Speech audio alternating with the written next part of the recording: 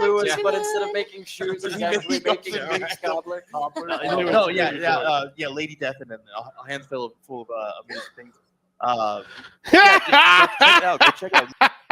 Trey, I don't know if you were able to see it. I'm so happy. Did you see it by chance? For a split second, I'm not sure what was going on. Oh my gosh. So what was going on was we didn't know, Dustin didn't know what he was doing.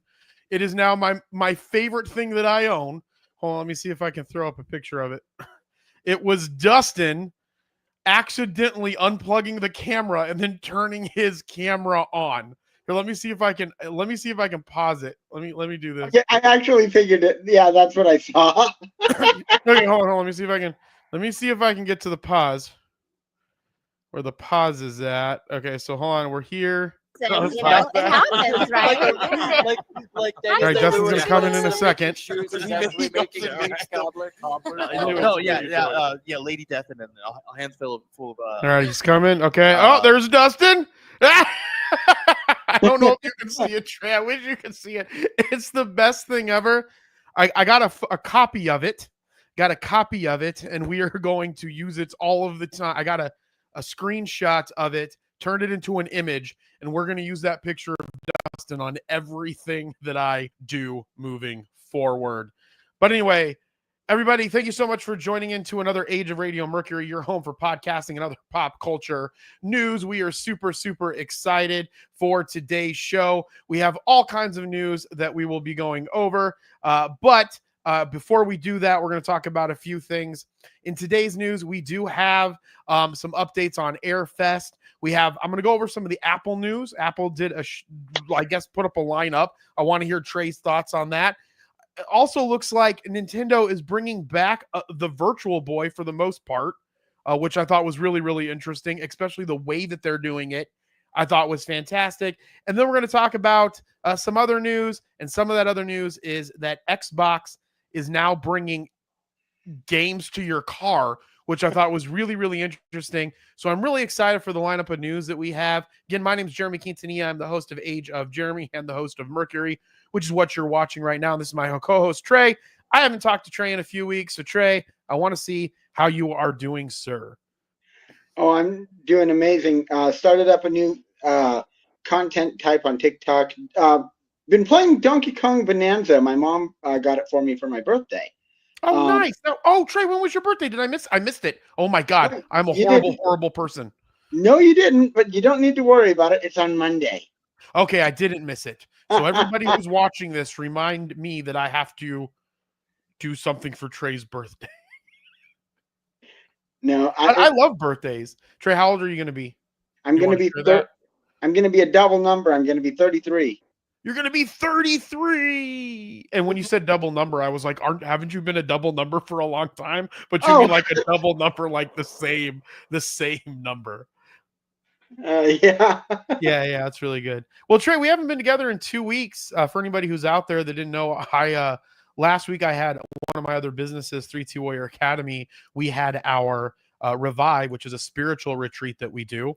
And the week before that, we were coming at you at Tucson Comic Con. Trey, did you have a chance to watch any of the Tucson comic stuff? I know that you helped Dustin with some stuff on a few of them being live and saying, hey, this isn't working. Dustin, you suck, is what I would prefer that you say to him when you're trying to help him and letting him figure it out on his own. But we did Tucson Comic Con. Did you watch some of that? I did. I actually watched all the ones that I knew were happening. You guys were going too fast for me. Yeah, we did a lot of that. The great thing about doing the Tucson Comic Con was it really helped us figure out exactly what we wanted to do and how we wanted to do it. So now once we get some images made and some stuff created, I think we're going to be doing a lot better at the letting people know that they're happening, right? We'll do some scheduling. One of the reasons why we haven't been scheduling these is mainly because of the fact that we don't have any like graphics or anything done. And so we have a new graphic designer, Benjamin, along with Josh. And so I'm going to be working with both of them to put some graphics together to kind of up what we're doing with the stream. And if you guys follow me on Age of Jeremy and listen to my podcast, I haven't had an episode in a while, but I'll be launching some new episodes here. And in those episodes, I talk a lot about what I'm trying to do with my businesses, so you can get kind of have an idea of what I'm doing with that. Trey, with the ones that you watch, what was one of your like more favorite ones? If you Ooh. remember, there was a lot of them, and we didn't even know. A lot of the times, oh my gosh, some of them were rough, some of them were really fun. Do you have one in mind that you think that you kind of like? I can't remember exactly who, but there was one. Oh, what is his? I can never remember his name. The crazy good cosplayer. He had the Skyrim night, and I remember thinking, "My gosh, that must be from Dark Souls," but no, it was from Skyrim. Oh, Can't when think he was he came as the leash king, but here are you talking about? You're talking about this one here, right? of. Throw it up here. Are you and you were the Death Scythe Gundam? Yeah, definitely. Yeah, can you see With that, Trey? Or is it too... Yep, that's it. Yeah, and you that's have the Ravencraft light-up cosplay. That was a really good one. One of the things, Ravencraft was the very first, I think one of the very first non-people that I knew that was in cosplay that I interviewed back at UwuCon, which we'll be back at UwuCon in a couple of weeks, and we're going to be designing that out when I get back from Illinois. I'll be leaving for Illinois for a couple weeks here in a week, and then when I get back, I'll be starting to plan out that round of. But Ravencraft cosplay, what's really cool about him, he went into cosplay and just started off with 3D printing, which I thought was really, really cool, rather than doing some other type of like a lot of people that do like cosplay, like closet cosplay, where they just kind of find the stuff and they kind of dress it up, right? Yeah. And so with him, he just started with the 3D printing, which I thought was really, really cool. Absolutely, and it allows you to do a lot too. It's really neat. Yeah, I think one of my favorite ones, one of the growing segments that I'm really working on is Chuck and I, when we were at Game On Expo, we did this foam fighting thing. I don't know if you remember that, Trey. We did like convention foam fighting.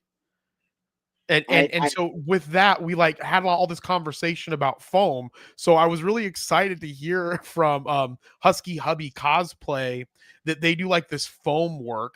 So she does like all of this intense foam, which I think is super, super amazing. And so I forgot her name's Danielle.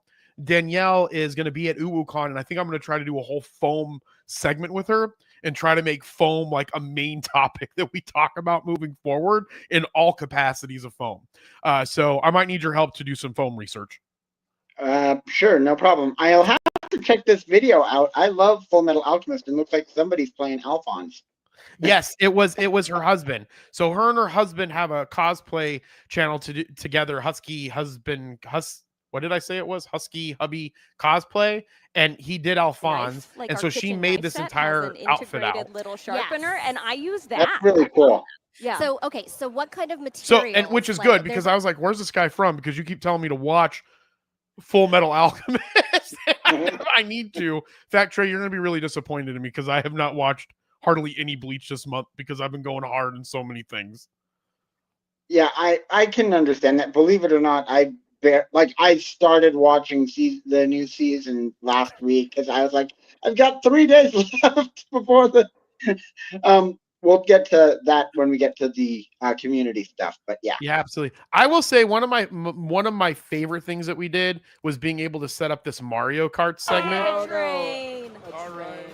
Like Yeah. we were able to get a whole Mario Kart segment set up, live stream it Can you stitch? with everybody there. Did you have a chance to watch this one, Trey? A little bit of it, not a ton. Yeah, that was probably one of my favorite segments. One of the things that I felt really sorry for this young woman here, Ivani, and I forgot the other one's name. I kept forgetting her name, and I think she was really frustrated at me, which I thought was really, really fun. Well, she won second place, but I kept having to go back to her and ask her what her name was, which I thought was really, really, I felt bad, but I also thought it was kind of funny that I couldn't remember her name. But anyway, so some of the stuff that we have going on in October is, again, UwuCon. If you're in Arizona, come and check us out. At UwuCon, we'll have the same setup, but we'll also be we're going to work on increasing our ability to do live, like away from we tried to do multiple segments with Jinx. And the problem was that she didn't have the Verizon jetpack in her with her when we did it. So she was using her phone, which the streaming ended up being horrible. And so we do have a cellular bonding equipment that we worked, which made the streaming so much better. So we're going to work on creating something where we can have like a pack that they carry with them that connects to that cellular bonder that gives them better streaming out. And then we'll be able to essentially run like a whole new segment. And the bonder that we use is called Miri, Miri, and it's from this is the same one that Mr. Beast uses. At least that's what the guy told me when he sold it to me. He could have been lying. He could have just been like, Mr. Beast uses this. Or I was like, oh, I love Mr. Beast. Let's use that. But no, so I'm really excited for what we're moving forward to. But I'm also really excited for, I know I have a lot of podcasting news. Today's episode might go a little bit longer, but I did want to pick your brain on some of this Apple stuff because I was really frustrated at. Okay, so I'm not a huge I don't not like Apple. I prefer Microsoft. I prefer Android. But Trey knows that like one of my favorite things that I own is my iPad. And so for me, I was really, really excited that this is the thing. I love Fold technology. Fold technology is amazing. I love it to death. Okay. I heard that they are going to be working on releasing finally an iPhone Fold. Okay. And if they can do a folded iPhone, that's essentially a phone that turns into an iPad, which to me is like the coolest thing ever because my iPad, like I've tried lots of tablets. iPads by far are the best tablets. And that's what I was hoping for. Instead, we just got nothing, in my opinion. Or do you have a difference of opinion on that? Like, do you think that what we got at this iPhone from this release, do you think this is worth it? Oh, 100% I do, actually. Okay. And so touching on the Fold thing, have you seen any of the news on like the Samsung Galaxy Fold and stuff like that? No, I'm sure is it good news? It doesn't sound like it's good news if you're asking me, Trey. It's a really cool looking phone, but those phones also have the highest break rates of any phones I've ever seen. That makes sense. Do you think that that's maybe why like Apple's hasn't pushed forward in that yet? That would be my guess, yeah, because there's also the fact that if you look at some of the footage, there's always like a very visible like crease in the screen because they have to fold it. But yeah, I'm not saying that they're all bad, but foldables are always something that I think it will take Apple a little while longer. But they might have done it with the new Air, and the Air is going to sell like hotcakes, in my opinion. Okay, so that was the thing that I want to talk about. First of all, I might just buy an iPhone for this orange. Like I'm working on a multi-phone system here. Like I'm going hardcore into phones because I have so many businesses. I also have nonprofits. I want different phone numbers. And everybody's like, Jeremy, you can get a different phone number, multiple phone numbers on one phone. Because I have Google Voice, so I have a different phone number. But to be up with technology, like Mark Cuban's one of the people that I aspire to be in the world, right? I have a lot of work to do. And I have a lot of yelling at UPS to do because they just rolled up, which means the dogs are going to go crazy. But so he's a 3-phone person. It's good to be in the forefront of technology, right? I'm an early adopter. So for me, this iPhone 17 looks pretty badass. And that burnt orange looks freaking sick. I'm not going to lie. I would just buy this literally for that color, which sucks because then I would put it in a case and I would never look at the color ever again. But go on, Trey. So they have transparent cases with the MagSafe on it as well. Oh, that's true. I guess I could do that. That would be a good way to do it. But also, the problem is, does the iPhone Air come in it? Because the iPhone Air is freaking awesome. The iPhone Air is looking awesome, but it's titanium, so the colors are a lot more subdued. They don't have the cool burnt orange for that.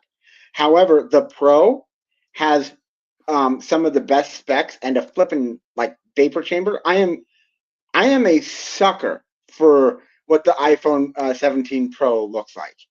It looks awesome. The Air is cool, but I have certain worries about. I think you saw my post on Threads. Yeah, I saw your post on Threads. I don't remember what it was, Trey. I'm not going to lie. I remember seeing it. I also remember commenting on it, I think. You did. You said you wanted a Fold, and I looked at that and tried to take a double take because that was the last thing I expected you to say.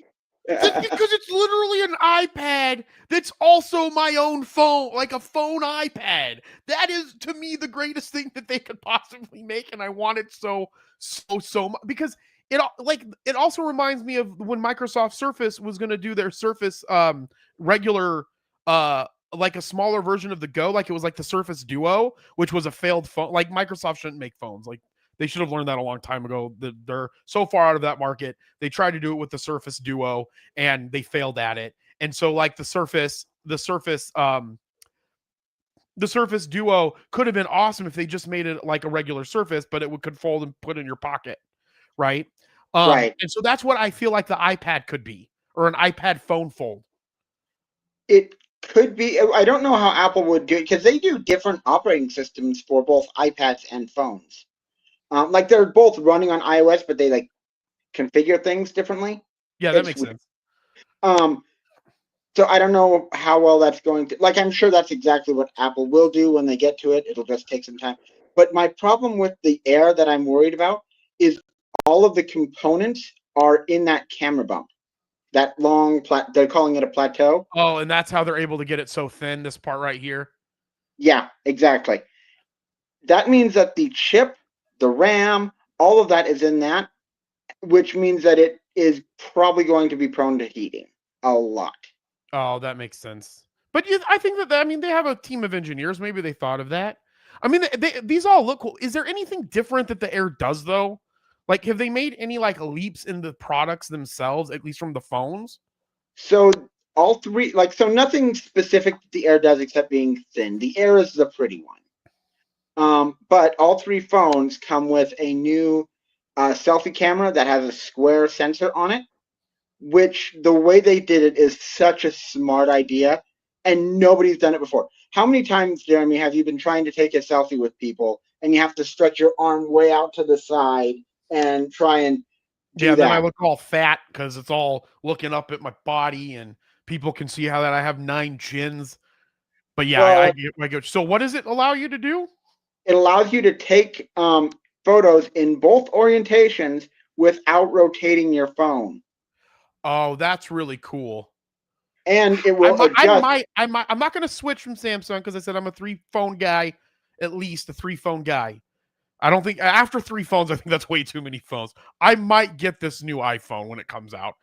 Also, mainly because I like the color orange a lot. The orange is so sweet. Burnt orange is freaking amazing. It is 100% for just. I mean, it's gorgeous. Okay, so moving on though. I know that there's some. I guess the new watch it monitors your sleep now, and it can help tell if you have hypertension. Is that right? Have you heard that?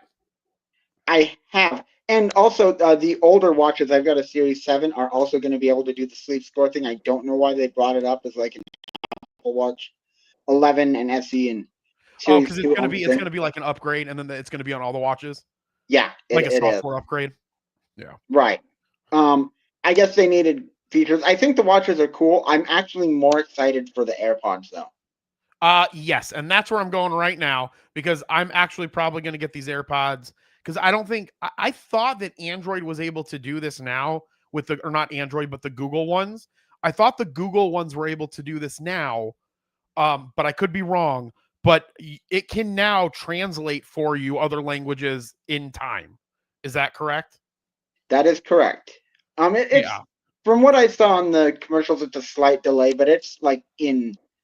It's not going to be like me talking to you right now and then you hearing the other language. It's going to have to pick it up, translate it, and then give it to you. But it's, me and my landscaper, I speak a little bit of Spanish. Like I can get by sometimes, but then when he has really intense stuff, I have to go to Google translate it, then have him listen to it or read it, and then go back. But now I can just pop these pods in. He can just talk to me and it'll translate it. But then that doesn't help me talk to him back though if he doesn't have them and I don't speak Spanish. So the nice thing is it will automatically, you don't have to how in Google Translate you have to press a button and say what you're going to say, and then he presses the button and says what he has to say. Now, as soon as you talk back, it will show on your phone. Okay, I see. So it's not a perfect compromise, but it is definitely an interesting way to do it. All right. For anybody out there, let me know who's getting some new Apple items. So Trey, are you going to you're going to get the iPods, I'm assuming? You mean the Or phone? the AirPods? Oh, the AirPods. Yeah, I'll probably be saving up and getting those. Yeah. For How sure. much do they run? I don't know. $250. Jesus, for 8. My Lord, that's so expensive. Why is stuff so... See, that's the problem with them moving production back to the United States. These probably aren't produced in the United States. But $249, not produced in the United States. You produce these bad boys in the United States, at least $300 for these moving forward. Which I guess means it's a good thing that they didn't bring the price up. Yeah, Luckily, right? I guess that's a good... Is that the same price as the other ones? yeah, it's been the that's a same good price. point. And to be fair, these have excellent sound quality, and they have like the transparency thing. So if you want to hear your surroundings while you're doing stuff, they will have that in there.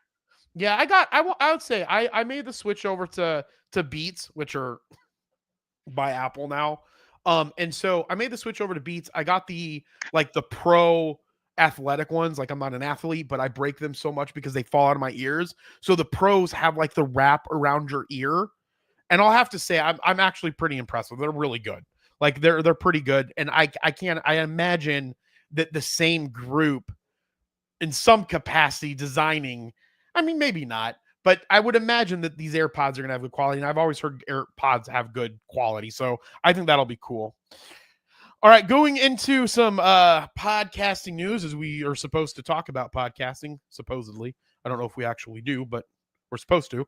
Let's talk with this one. So On Air Fest expands. After 8 years, On Air Fest is to expand into an always-on cultural organization producing live shows, special projects, and brand plus creator collaborations. The Ambi Awards ceremony, which is a podcast award ceremony, yeah, for the most part, will be part of the On Air Fest in NYC next February. On Air at Ludlow House is to host live tapings with creative storytellers and podcasters every fortnight. There is also the return of Airfest LA in November. And if you don't know, essentially Airfest is like a pop-up creative studio that does events. So On Air Presents is a hybrid creative studio and events company operating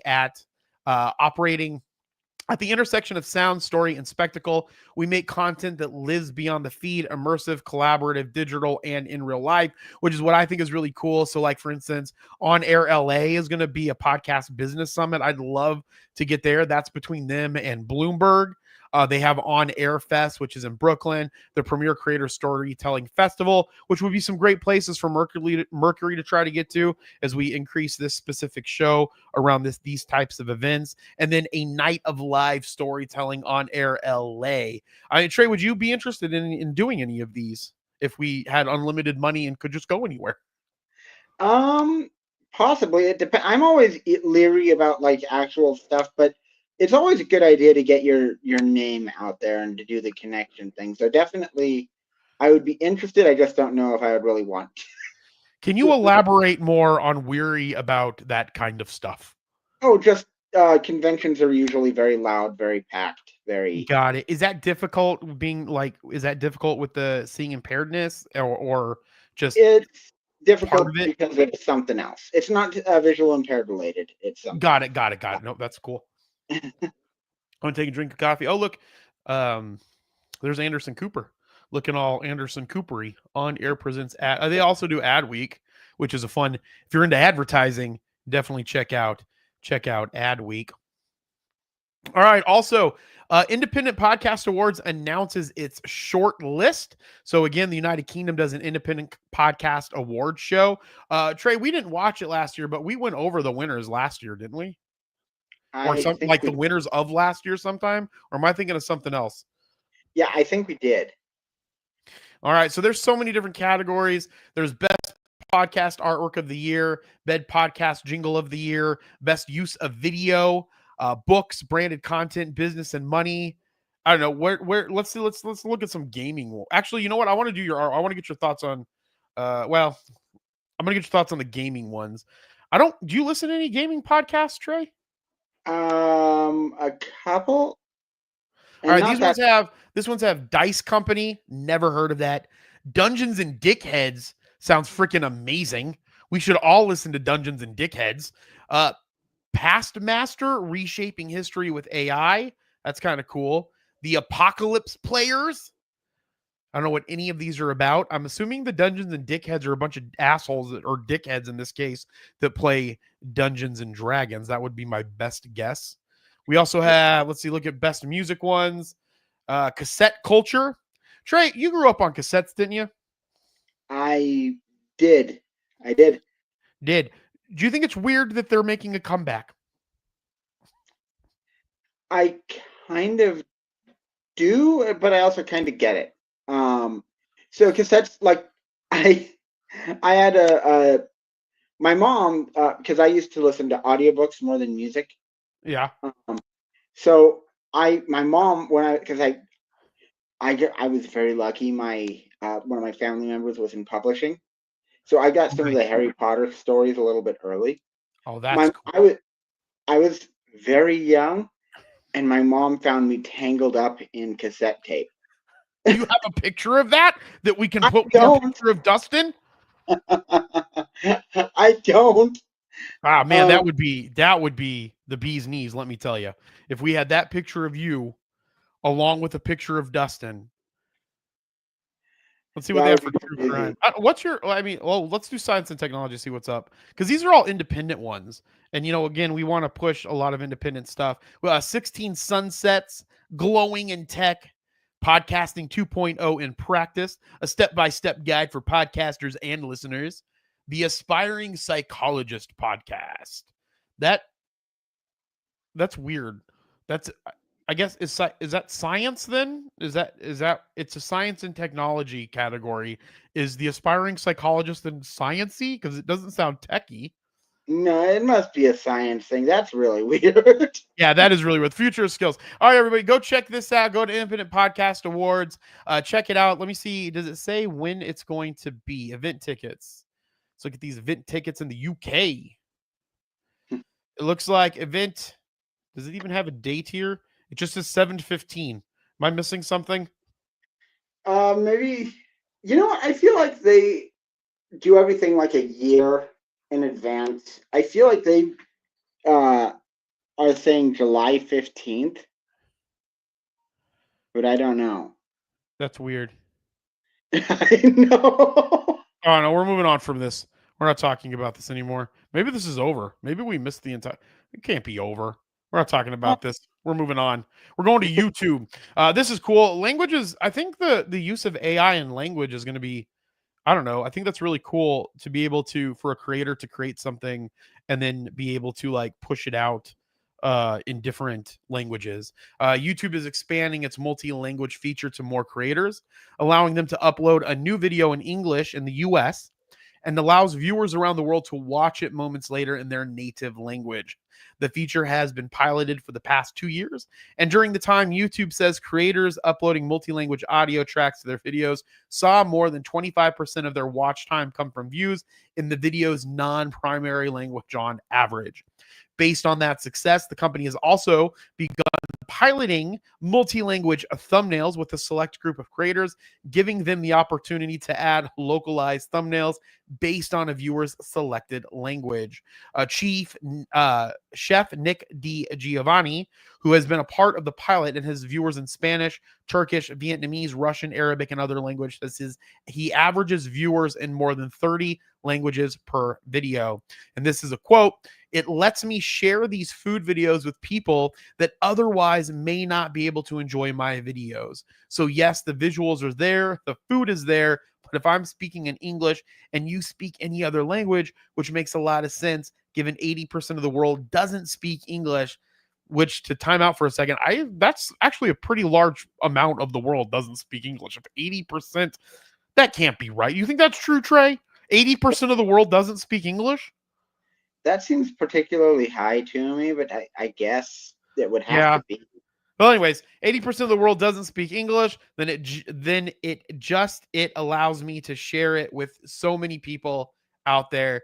And that's what I think is great about this. You have a place now. We're living in a content created world. Content creation is going to continue to skyrocket, and I feel that we're going to see more and more companies doing more and more of these things with languages, which brings me, in this case, I don't think I don't think a content creator is going to go out there and say, I need to learn a new language so that I can be in front of more people. So this works really, really well.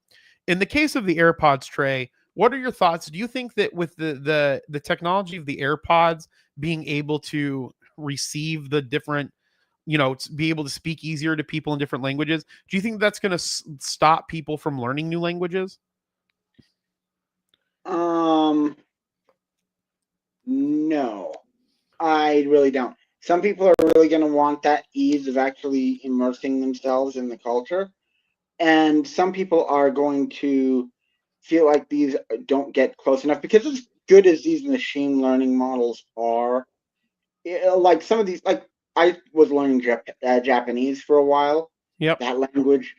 I mean, I'm not a fluent speaker, so it's probably not as hard as English, but that language is flipping hard. Yeah, I would say more so than the language. Well, yeah, because the way that it puts sentences together, I think is different than English. And then also the writing is ridiculous. Yeah. Yeah. So, yeah. And, one of the things that people who may not know this about me, maybe you don't know, my biggest fear is Alzheimer's. Like, I'm not afraid of any, like, there's not much things that scare me. Alzheimer's and dementia scare the shit out of me. And so when I'm like doing research and trying to find out ways to help prevent that, especially having type 1 diabetes or diabetes, having type 1 diabetes is that, you're more prone to dementia and Alzheimer's. So that scares me also. And so I'm always trying to like do things that can help slow that process down or prevent it completely. And one of those things is language learning. Like the way that language works and learning different languages helps change the way in which your synapses in your brain gather information. And so when you do that, you can really lower it. So, I mean, I think that I hope that like we as a community push people to continue to learn languages as a lot of these things get easier and easier. But from a content creation standpoint and getting your content out there to more and more people, I think these types of technologies are great. Would you do something like this if you were putting out content on YouTube? Would you push it into other languages, Trey? So, if I ever do like a podcast or something like that, I have a voice on 11 Labs. I could probably post my podcast in like a bunch of other things. Not an interview podcast, because you have to have different voices and stuff like that, but like something like that. So I could definitely see myself using it.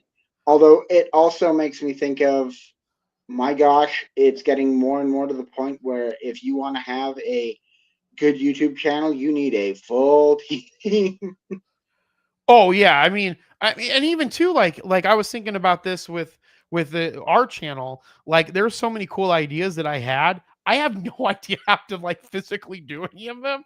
I was like, oh, it would be really cool if we were able to have, and these are easy ones, like having different overlays that show like our top podcasts. Like right now, let's say we want to go to our segment. We could put up like our Discord, like an overlay, throw an overlay up over this, like no one would notice, and then an overlay would show up and it would have like the Discord logo, our Discord, or maybe it's like the top 5 shows, thumbnails just come up underneath us, and to get that kind of stuff done, you have to have a team. Or even when we were doing the live stuff, like I spent a lot of money to get the setup so that we could do these live events a lot better. And I'll continue to put money into it because I love the show and what we're doing, and work to make it better over the years. So, and maybe we'll have over 20 people watching it live in one time. However, we did have, I think on one of the lives, like 80 people on it, which for a show that no one knows of, and we've just kind of make shit up as we go, that's pretty good in my opinion. It's just happening. But anyway, point is that you do need a team. Like I couldn't, like being able to do the live, Dustin did most of the work. I had to pay Dustin. I had to buy all the equipment for him to have the time to like put everything up. right? Like even me right now, prepping the copy to go out for this episode, like I'm working on making that copy better, because when we did these other lives, I had no copy on the episode, so it went out with 0 copy. So like all of the lives that we did for Tucson Comic Con had no real copy that went underneath for the episode description. And so now just taking that to the next level, if I'm in the middle of a job and I work until we go live essentially for this show, I would need another person to be able to do that. So 100%. But I will encourage everybody, just keep at it, and eventually you'll be able to add people to your team, and then you'll have a whole team do everything. Or you'll just have the 2 of you do stuff, and maybe it'll get better as we go along. All right, study finds listeners want podcasts shorter and more focused, which I have been saying this for freaking years, and now there is proof that podcasts are better when they are shorter, at least according to the study. Get to the point. That is one of the takeaways from a forthcoming study that is a joint project between point-to-point marketing and strategic solutions research. It says one of the key findings from the study is that 1 out of 3 podcast listeners lose interest and abandon a show because the podcast started with too much meaningless talk, just like we did in the beginning of this show. But I think for something like this, an hour is good. I think that when you're doing a podcast, if it's a regular weekly podcast that's maybe not news focused, I think 30 minutes is good. If you have an interview with someone, get the main 5 questions going. The 5 questions will last you about 10, 15 minutes, and then you can have other 15 minutes of conversation going deeper into those topics. But Trey, I'm curious, what is your thought on podcasts being shorter rather than longer? I think in some ways, I think it kind of depends. Like, there are people that I just enjoy listening to, so I don't care how long if I've got time, I'll listen to it. But on the other end, if it's something where I'm trying to get information out of it, I would prefer it to be 30 minutes or shorter. And then there's also people who really want to have a very, very, very deep conversation, so they're going to keep at their current time regardless. Yeah, that's very, very true. I think that, again, I think it does depend on the topic, on the conversation. I can definitely see this if I'm trying to get something from YouTube that I want real quick, right? Like if I'm going to find something and then someone gives me a 10-minute introduction before they get to the point of the reason why I went there to learn whatever it was that I was trying to learn, that does frustrate me. But it also makes me think that maybe as a society, we need to slow down and like kind of like step back and be more thoughtful about stuff, because we're just going so fast all of the time.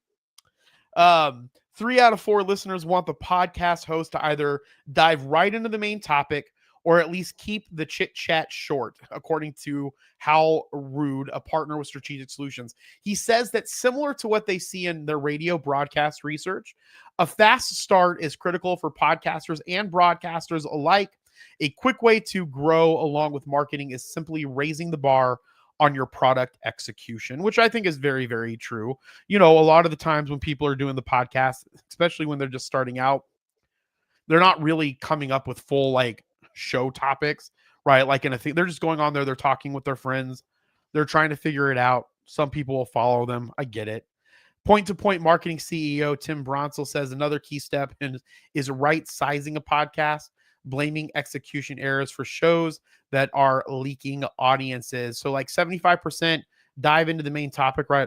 Well, 75%, 33% of 75% of the survey dive into the main topic right away. 42% chit chat, but keep it short. And then you love the banter between hosts at the start. And then 3% said don't know. I think the people that probably love the banter are people that are really into podcasts. Yeah, I think that's probably, definitely into the people who are running the podcast. Yeah, because like All In, like I mean, me and All In have different, like the most of the hosts for the All In podcast. We have different, kind of political beliefs on a lot of stuff, but like I enjoy listening to them talk and what they're talking about. So that type of banter I think is good. Hard Forked I really like, and I don't mind their banter. So I can see how it could be super, super beneficial, but I don't. I I think that 30 minutes is really good for podcasts, especially if you're just getting started and you don't have a big following. Because it's going to be hard to maintain a following if you're doing a longer form podcast, especially if you're trying to push out informational, like push out, like if it's an informational podcast, you definitely don't want to have a bunch of banter at the beginning of it. Absolutely. Like if it's a talk show kind of like this, I mean, the point of this is to talk. If we can get more people on here, we would even have more fun with more people talking. But apparently everybody likes to work at 3:30 in the afternoon and they can't jump on the show. Except for you, Trey. Me and you, we got this, Trey. We'll be like the big people in the podcasting world. That's us. We gotta get our names out there. All right, Trey. Before we go into the remaking of the Virtual Boy, which I have a lot of questions for you on that in a second, and also all the other amazing stuff at Nintendo Direct, let me know what you have going on in the Age of Radio community, sir. Beautiful. So next Monday we have our anime roundtable. We would talk about Bleach, but I don't know how far. We talk about all types of anime. We might talk a little bit about Bleach if depending on how far we get. And then we also are probably going to talk about it's going to be really not very far at all, Trey. I'm not too worried about it. It's fine. We're probably going to get into talking about the new Demon Slayer movie and finding out when people are going to go watch it, because that is out today, which is crazy. And then, we got to talk about like new releases because there's another season of JK supposed to be coming out next year. So all sorts of fun stuff with that on the Anime Roundtable. Of course, I am doing our weekly trivia questions. I cannot remember the question from this week, otherwise I would ask you. And then a couple weeks from next week, we will be doing our gaming night where we might be playing some Mario Kart World, or we might be doing some Discord games, depending on how well things work. Other than that, I don't know if we're doing anything else.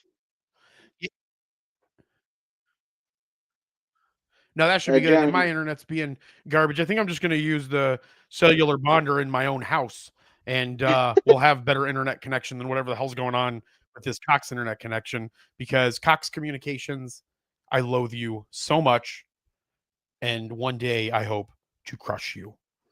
I know that sounds terrible, but that's not really true. I don't hope to crush you because I don't really want to play in that game. But point is Cox Communications and me get angry at each other a lot. So we might have to, I might just use the cellular bonder and just pay for the freaking data plan. I mean, we do this once a week. It moves faster than this. And I have no just hard line into that bad boy, kick that bonder out, probably go live for freaking days and days and days, or get better internet in the house. Those are the two options that we have. But if you want to be a part of our Discord, you can head on over to ageofradio.com. In the upper hand section, you can hit the little Discord button. You can also check out all of our amazing podcasts. One of our most latest podcasts is the Stress Test Podcast. It's a podcast about health and wellness and how to reduce your stress. You can also check out the hits like Maker's Remarks. You can check out Good Morning Crypto, which comes at you live every morning. You can check out everything I learned about movies. You can check out What Were They Thinking. You can check out For Screen and Country. There's something for everybody on the podcast network. And if you want to be a part of it, reach out to us at support@ageofradio.com. We'll be putting together a new lander page on our website too to get more information about hosting. We're working on that as we continue to grow the Age of Radio network. And again, Age of Radio is a podcast network that's available for everyone. We help distribute, monetize, and grow your podcast as part of one of the leading independent podcast companies in America and possibly the world. But I don't know much about what else is going on in the world except for in America, apparently. And also give a shout out to Arizona Backyard Barbecue, the sponsor of Age of Radio Mercury. Head on over to Instagram at AZ Backyard Barbecue. Hit up Alex. He will get you some of the tastiest beef jerky. We gave some beef jerky away to a lucky winner at our Tucson Comic Con, one of our live raffles. So I'm really excited about that. The mango habanero is my favorite.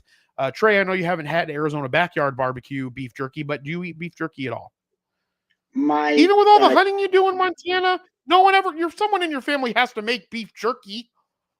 I was literally just about to say my dad makes some of the best jerky. It's not always beef jerky, but like deer jerky or elk jerky, I don't know which one he uses, is always fantastic. He has really good spices on it.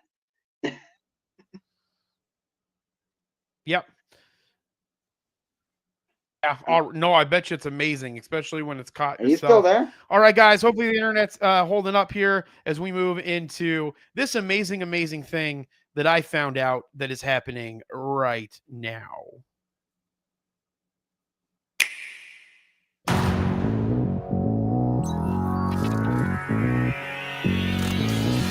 Coming to Nintendo Classics, Virtual Boy. You'll be able to enjoy a collection of Virtual Boy games in stereoscopic 3D while playing on Nintendo Switch 2 and Nintendo Switch. In order to play, you'll need this dedicated accessory. This recreates the form of the original Virtual Boy hardware by inserting a console to play. Both Nintendo Switch 2 and Nintendo Switch are supported. Play Mario's Tennis, Galactic Pinball, Tellero Boxer, and more. The 14 classic games shown here are planned to be released over time. Virtual Boy Nintendo Classics is scheduled to launch February 17.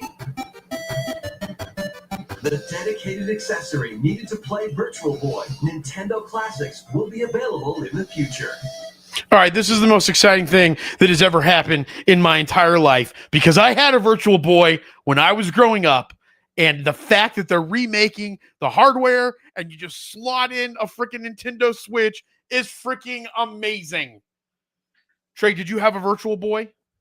I did not, and I'm kind of amazed at your excitement. I'm so excited. Mario Tennis was so fun to play, and I sucked at it so bad. I would sit on my mom in the table, right, in my house, right? You know, my mom's house, because I was living at home. Obviously, I was a child. And I would sit and play that for hours. And after, I can't remember, it was either a notification came up that said you needed to walk away from it because of you having all the dark around you and being in the 3D environment, or you had to like stop every 30 minutes because it was horrible for your eyes or something ridiculous like that. I am so happy for this. I'm really, really excited. I will be buying this on launch day. I will be putting it on this show. I will be playing it. I'm going to talk to what's his name, Dustin. We'll hook up the freaking, we'll have to hook it up somehow from the Virtual Boy into the live stream so that we can play Virtual Boy. Like, because here's the other thing too, with the Switch technology being the thing that's creating it, right? That means it's possible that now you and a friend could Wi-Fi play together these types of games if they up them, one. And secondly, the possibility that they can make new Virtual Boy type of games in that ugly, ugly fucking red, which was amazing. I don't know. I'm super, super stoked for the Virtual. So I've never tried it myself, but I always heard two things about it. One, it was really, really bad for your eyes, which means that I will probably be giving it a skip. Horrible for your eyes. And two, it was really, really bad for your back, and you had to hunch over. Yes, it was horrible for both of those things, and that's probably why I'm fat, hunched backed, and have multiple chins and can't see for shit. It's probably all because of the Virtual Boy, 100%. I wouldn't go that far. I think that it's Nintendo. I would, in fact, now I want to sue Nintendo. It's Nintendo's fault my life has turned out this way, and I want to blame them, and I should file a lawsuit against them 100%. I don't know. It's really weird. It's really weird to me that they're doing this, but I also think that it's a possibility that they're getting ready for more VR content. Although I hope that it's not all like, so I could see them doing like Virtual Boy stuff if they actually have something that goes around your head or something like that. Like even that wouldn't be too bad. But they've got it on the stand still. Yeah, that's pretty. Putting it on the stand is pretty rough. Like it's gonna be, but I think the idea is really cool, and I think nerds like me that grew up with that, like I loved the Virtual Boy. Like I'm so sad that I sold my Virtual Boy for money when I didn't have money when I was like I don't know in my young adult life or teenager or whatever. I probably sold it for like cigarettes or something stupid. It was probably something ridiculous that I did. But this was also released at Nintendo Direct, which I'm kind of excited for because I liked the first one. Although nothing really happens much in this trailer. I almost feel like it's kind of a double of the first trailer. I remember the first trailer being a lot like this.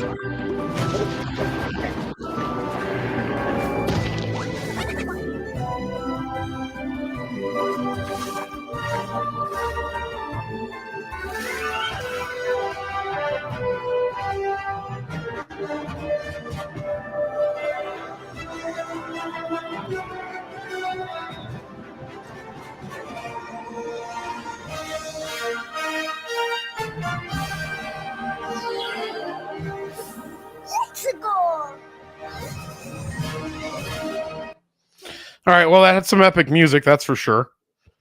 For sure. Epic music. I know nothing about what's happening because it's like the briefest of trailers. But you're right. I think the original did a very short like teaser trailer like that. And I don't know if you saw, but all of the same actors from the first movie are coming back. And that's what I was just going to ask you. Are all the people that were in the first movie coming back? And one, what were your like? So my niece, she's very, I don't know, into voice actors and stuff, and people being, I don't know, Italian, I guess, since he's an Italian plumber supposedly. Like, how did you feel about it being Chris? What's his name? Being like, and not being an Italian-y sounding person. Like, we could get Johnny Crypto to play Mario, and he'd probably sound perfect. So I don't remember his name, but the guy who plays Mario in the games and who did like some of the older sounds for him, he was great, but I don't think I ever had that big of I heard it online that everybody was really upset that he wasn't he wasn't Italian, but just that it was him. I think that people maybe not that it was his Italian, but that his voice was just his voice. Yeah, exactly. Yeah. And I feel like people think that Chris Pratt's a little bit overrepresented in the film space right now. Yeah, I mean, I guess so. Has he been? I mean, I guess at that point in time he was, yes, because he was making a Jurassic Park movie every like 1 year. Right. Yeah. All right. If you're hungry for some Wii era nostalgia, they're launching Super Mario Galaxy and Super Mario Galaxy 2. So literally, they're launching nothing new. And then there's Mario Tennis Fever. Mario and Tennis go back a long way, and some even back to the Virtual Boy. That was my favorite game to play on. It was Mario Tennis. Mario and Tennis go back, and some of his outings on the court have been pretty great. Today, we got a look at Mario Tennis Fever, which includes not just a Mario tennis experience, as you might expect, but also an adventure mode that tasks the cast with surviving a tennis-themed adventure as babies. Then we got Super Mario Bros. Wonder with a new edition of it for Switch 2, which this was a good one. Did you play Super Mario Wonder? I don't think I ever did, no. It was pretty good. I enjoyed it. And then we get, I think this is, I don't know if this one's new, but can Yoshi read? Turns out he can, according to the text. In Yoshi and the Mysterious Book, Yoshi's going to have to piece together the mysteries of a strange book that's arrived, which sounds right up my alley. Strange books are what I dream of, arriving at my house. But what's particularly cool about this game, aside from its interesting environmental puzzles, is its quasi-stop motion animation style that looks really, really nice. So maybe we should check this bad boy out. Oh my God, this trailer is so cute. It's really cute. All right, I love cute, and I love Yoshi. Oh, wrong screen. I don't know what's going on.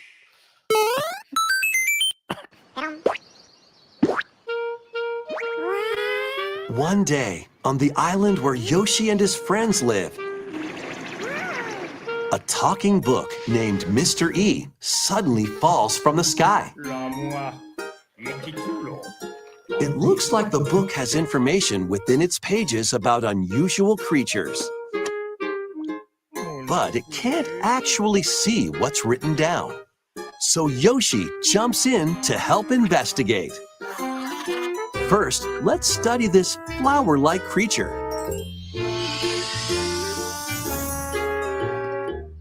We found it right away.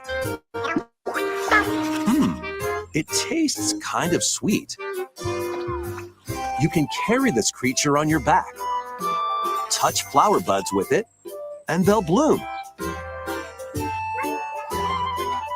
As you wander through the book, you'll make all sorts of discoveries about the creatures you find. And those discoveries will be written down. Hey, we found some dandelions. Touch them and they'll scatter in the air. Oh no, that creature is stuck. It seems like the dandelions can absorb nutrients. Oh, they can even cause rocks to crack. Thanks to them, we were able to break the rock. It looks like there are still lots of unusual creatures residing within the book. A page-turning adventure awaits.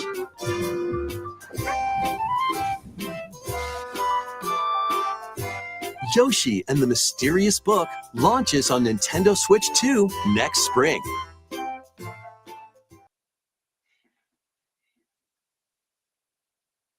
Sorry, I was muted. That looks amazing. That's new then? Yep, that's a new one. That's a new. Is the Mario Tennis Fever a new one then too? Yes, it is. I didn't want to watch tennis. We're not going to look at that one. We're going to dream of Virtual Boy Mario Tennis. All right, some of the other ones they have are Storm Lancers, didn't come, and then they got let's see here, Papukam. That looks actually really fun. I'm going to check this one out. Did you watch this one, Trey? I watched the event this morning before I got news articles going. Oh, you watched the entire event, so you've seen all of these. Yep. That's amazing. So you can tell me exactly what is this about then? Pop quiz, Trey. I'm just kidding. I'll play it. Oh, We can watch it together.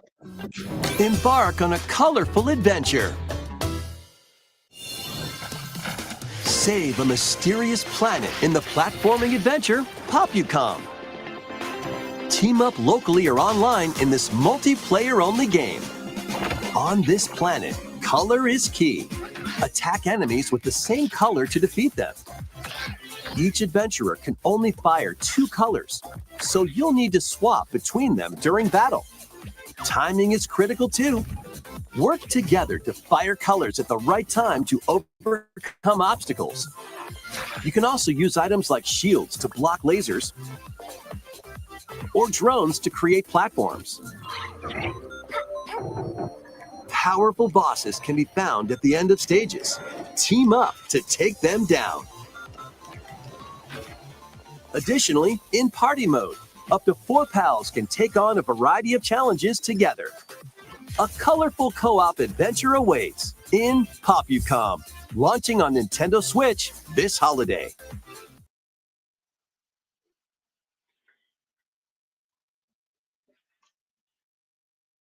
Are you still muted?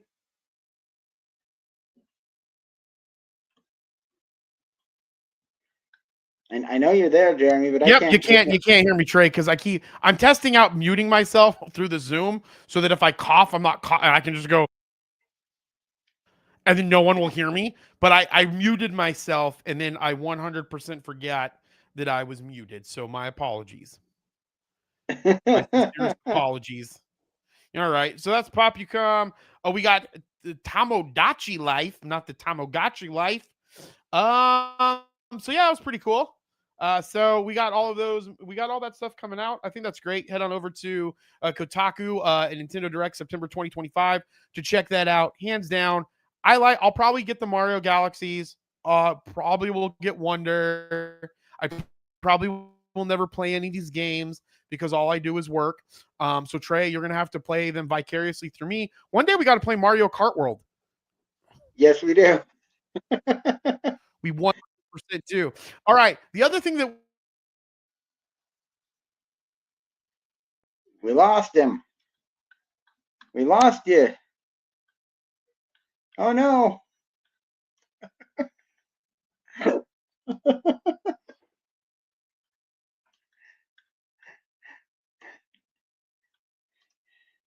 Oh no, Jeremy's gone.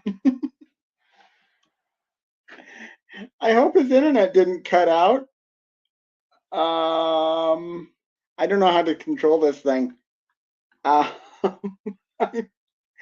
going to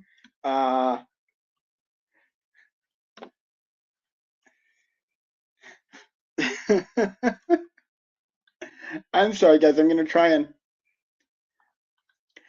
so the next article that we were going to talk about is the fact that Xbox is going into a car now. It's part of their Xbox thing. Give me just a second, guys.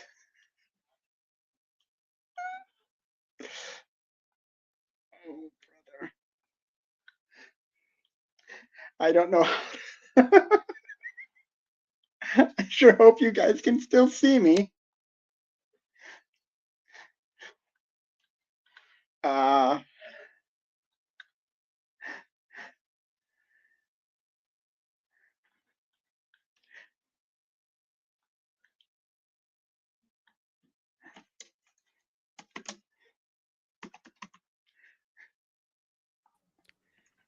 Trey, I don't know what happened.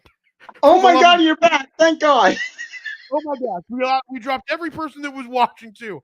Literally, all that happened was my Chrome was like, you have lost full. Like, I didn't lose internet connection because I was still able to control the stream, but Chrome kicked off all of my connection points. So I don't know if something bugged out in my audio. I'll have to get a different interface. I have no idea what happened, but that was really, really weird. So I just had to leave and come back. My bad. Sorry, everybody. Again, that's one of the great things about having a show like this when you don't know what's going to happen. Trey, but I heard you. You did a good job. You did a fantastic job letting everybody know what was happening. I don't know. I kind of felt like I was floundering trying to.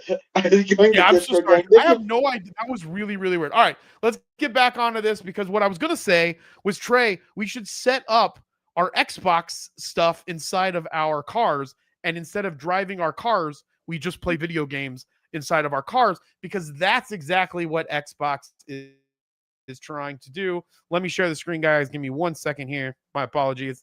I have no idea what happened. We'll get better equipment. I have better equipment. I have all kinds of equipment. I have equipment up the wazoo. It's just fun at this point. Right, you never know what's going to happen.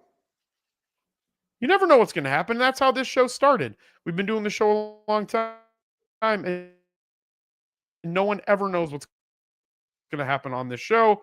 But more importantly, you're never going to know what Xbox is going to do because they are trying to bring gaming everywhere.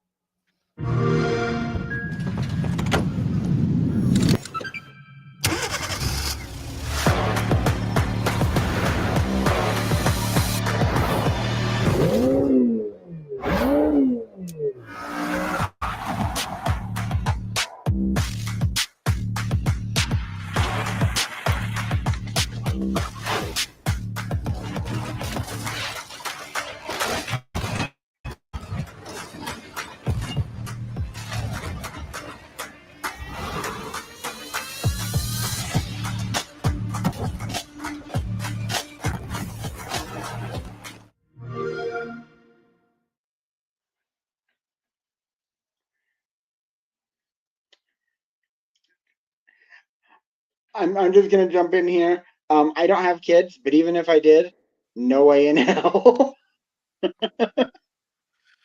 Yeah, and this is leaning deeper. I was trying to say this, but I was muted again. I should probably stop testing the mute button.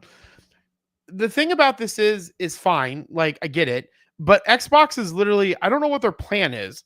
Like, are they, because they're obviously making they're still doing stuff with hardware because they're partnering with Ally or is it Asus or OG. whoever makes the ROG Ally X, I think it's Asus. They're partnering with them, which I'm working on pre-ordering that, but they're partnering with them so that they can have a handheld.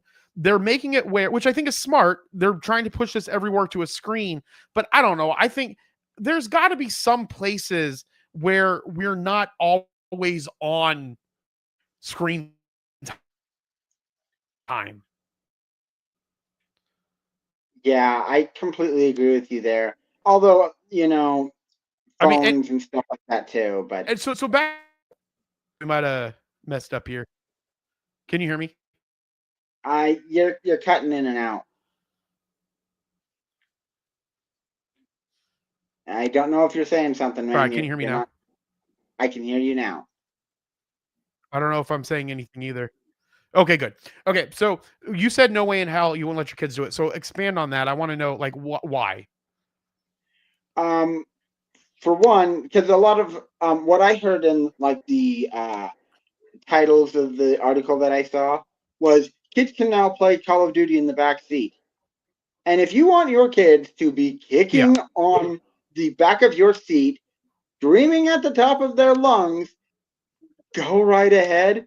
Otherwise, no thanks. I'm gonna as a matter of fact, if I ever do, I will not. But if I ever did, it would be no phones. Everybody's gonna listen to a podcast or an audiobook or something, and we're not gonna be on screen the whole way. And if it's like if you want to play a game, fine, but it's not gonna be one of the games that causes you to want to throw your controller at the wall. Yeah, I mean, that's a very good point. I mean, kids get really frustrated and mad when they're playing a lot of first-person shooters. So to have it where you're having them play it in the back of a car could be a pain in the butt, and technically it might not even be safe. I mean, if you have a children playing video games in the back and they're getting angry and they're kicking things and throwing things, like I get it. Like I love screens. I love video games. I love movies. I love all of that. But also, too, we're getting to a point where it's literally everywhere now and you can do it all of the time. Like, when are we going to like take a break? Like, there's never going to be a break from screens. Like, I see, and I don't have kids. If I had kids, maybe it would be different. Like, I'd be like, here, play this. But, I see people constantly use screens as a way to distract their child all of the time. And there used to be a sense of just being somewhere and sitting and being a part of the conversation, probably annoyed as hell if you're a child because you don't want to be there. But that was what was good about being a child, is so that then you were in situations you fucking hated and you had to behave yourself. Now you're never in a situation that you have to get through because you can just distract your children with freaking screens. And this even takes it a step further by putting it in the back of the cars. I don't know. I don't want my kids. For society, I want kids to play games. I want them to play tabletop games. I want them to play card games. I want them to play with their friends. But at some point, like, they're just going to always be playing. I don't know. I mean, I get it. I get what they're doing. And I get that this might be a good move for Microsoft from a business perspective, but I don't know. I think that's kind of taking it to a whole new level. Yeah, all right, last thing here, quick, Trey. Oh, sorry, Trey, go ahead. I was just saying I can definitely see that. Yeah. All right, Jujutsu Kaisen Season 3, release date, new trailer, and everything we know so far. Let me see if I can share the screen again. That's probably, I don't know. Is there a release trailer on here? I think there is supposed to be a trailer. All right, Jujutsu Kaisen Season 3 hits screens January 2026. Typically, shows in the winter season premiere at the beginning of January, though nothing has been confirmed as of yet. There's also a chance to watch the first 2 episodes early as part of the release of compilation film Jujutsu Kaisen Execution, Shibu Incident, The Culling Game, and that's on December 5th, which they did that for Solo Leveling Season 2. So we went and watched Solo Leveling Season 1 all in a theater, and then it gave us the first episode of Season 2. So I think that model is pretty good for anime, especially to be able to watch a full season in the theaters. I think is really cool. Absolutely. So you're a fan of Jujutsu Kaisen?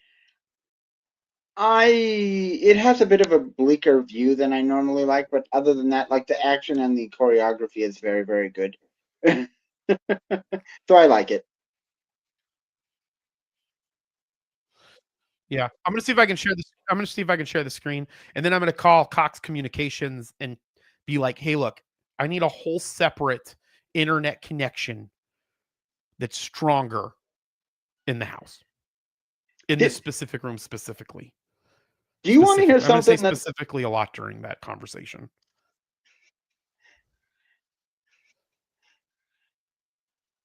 Go ahead, Trey. you so in the United States, people talk about 4 gigabytes of speed or 4 terabits per speed of whatever. This is something that blows my mind. Nobody does upload speed the same way they do download speed. In Europe, they have plans that are $30 or €30 that are a gigabit up and a gigabit down. Wow. That's because I'm gonna blame Cox Communications, even though I know that there are other providers, but this is all Cox Communications' fault. They're jerks.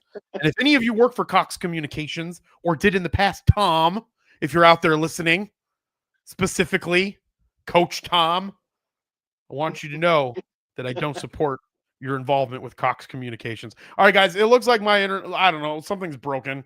But the good news is I have a new laptop, supposedly, and we have a second screen, so we're going to be able to do this a little bit better. It was smooth sailing until whatever the hell happened and kicked the connection off.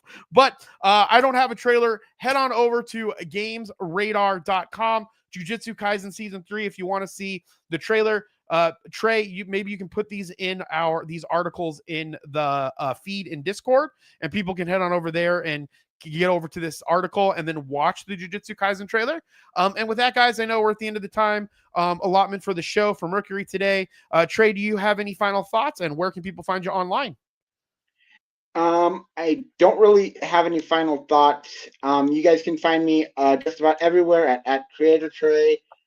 Oh, I do want to ask you. So, Silksong, I couldn't find any headlines for this. Silksong made over like $20 million in its first weekend alone. Oh yeah, Silksong freaking killed it. I haven't played it yet. Have you? I've been playing Hollow Knight to build up to it. So I picked up Hollow Knight, and I'm really hoping that Silksong, or that I can get to Silksong at some point, even though Hollow Knight is like, it's very brutal. Yeah, that's what I heard. Yeah, guys, go pick up Silksong. It's probably going to be game of the year. Everybody's super excited for it. And I think it's on Game Pass too. So if you have Xbox everywhere, you should be able to play it anywhere, supposedly. All right, Trey, where can people find you on social media? Right. Just about anywhere at Creator Trey. I think I said that before, didn't I? Oh, did you? I might have. I don't know. Who knows? I think you did. You can find Trey at Creator Trey. In fact, there's a banner to prove. Hold on. I'm going to get to the little banner thingy. This is where you can find Creator Trey. Follow Creator Trey at Creator Trey. You can also see all the Age of Radio shows on YouTube. You can also check out my YouTube channel at Age of Jeremy and listen to the podcast, Age of Jeremy, wherever you get your podcasts. And make sure that you follow Age of Radio at Age of Radioverse on YouTube to watch all of the amazing shows. And again, guys, we'll see you next week. Again, this is Mercury, your home for podcasting and pop culture news. My name is Jeremy. I always say be thankful, grateful, and kind, and we'll talk with you guys soon. Bye.